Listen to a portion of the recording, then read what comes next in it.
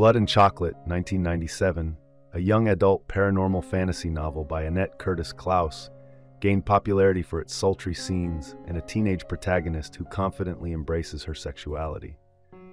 16-year-old Vivian is a werewolf who chooses to remain in human form, part of a pack of loups-garoux, a species distinct from humans. According to legend, Vivian's ancestors were humans blessed by the moon goddess Selene, granting them the ability to shapeshift into wolves at will. The urge to transform becomes overwhelming with the arrival of the full moon. To protect themselves from the potential violence their transformations can cause, loups-garoux keep their true identities hidden from humans, as silver is deadly to them. The story begins with Vivian starting school in a new town, having moved far from the one where her pack encountered serious trouble. In her previous town, the teenage pack members had become increasingly reckless, using their wolf forms to terrorize humans. One fateful day, their pranks escalated, and Axel, a fellow pack member, accidentally killed a human girl. Witnesses saw Axel change back from wolf to human, forcing the pack to take drastic measures to protect his secret. They killed another human to create the illusion of a serial killer on the loose, allowing Axel to be released from prison. However, Vivian's father, the pack leader, ultimately killed Axel for jeopardizing their safety. Desperate to save the other teenagers, Vivian pleaded for their lives, but not long after, suspicious neighbors set fire to the pack's home. In the chaos, Vivian's father and several others perished, forcing the remaining pack members to flee. Now in a new town in Maryland, Vivian mourns the loss of her father and other pack members while living with her mother, Esmé. Her schoolmates find her intimidating and are envious of her beauty. When she discovers a beautifully written poem about werewolf transformation in the school magazine, she is drawn to seek out its author. She finds Aiden and is immediately attracted to him. She suspects he might be a werewolf, but soon realizes he is simply human. Despite this, she begins a relationship with Aiden, ignoring her mother's disapproval. Esmé fears that Vivian will reveal the secret of the pack to Aiden, but Vivian is joyful that with Aiden and his friends, she is receiving the acceptance that she lacks from the pack. In the meantime, Vivian's pack grows restless in the new town. The pack's 5 teenaged males, Rafe, Finn, Willem, Ulf, and Gregory, are the main culprits. Their family members are also causing issues. Rafe's father, Lucien, has a drinking problem. Esmé and Ulf's mother, Astrid, are sleeping with 24-year-old Gabriel. Gabriel, the prime candidate to become the alpha male, is a slimy man. Attracted to Vivian, he does not listen to her repeated refusals of his advances.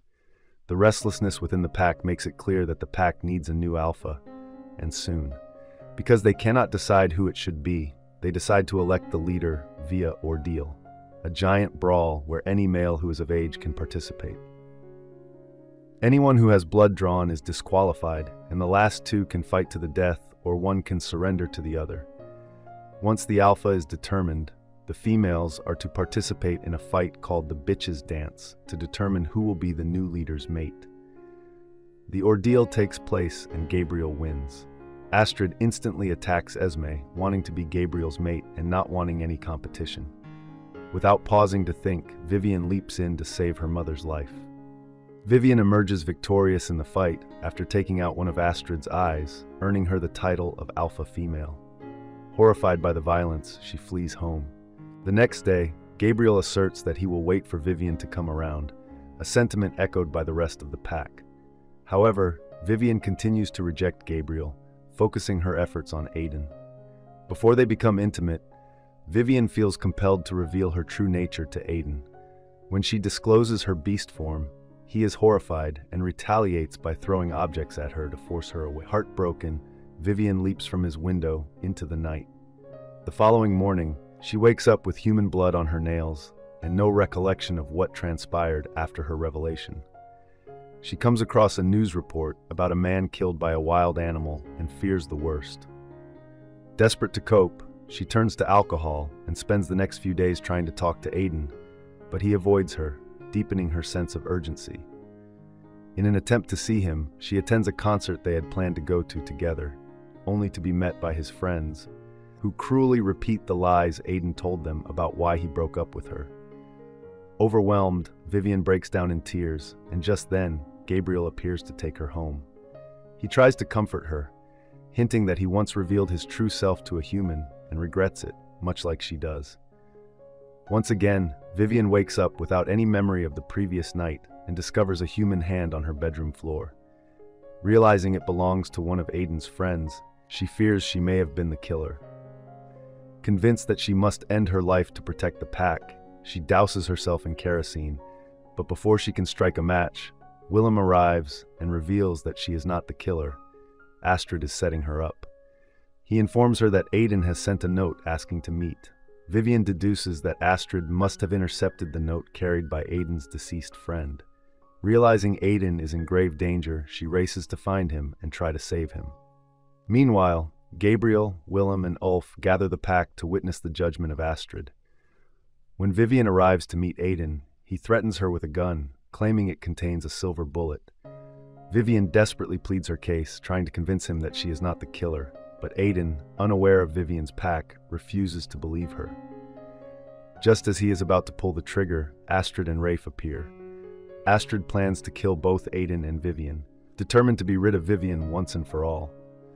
Rafe confronts Astrid, hurt that she still harbors feelings for Gabriel. In a moment of chaos, Vivian urges Aiden to shoot Rafe while she lunges at Astrid.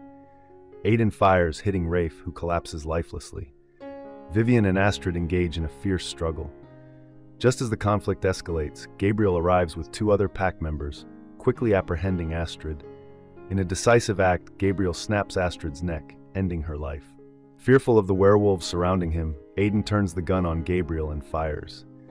In a split second, Vivian leaps in front of Gabriel, taking the bullet and saving him.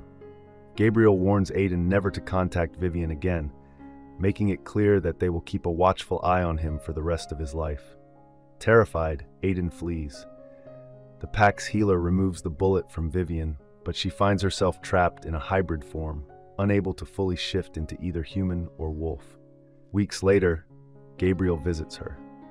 Vivian is in deep grief, mourning both her hybrid state and the loss of Aiden.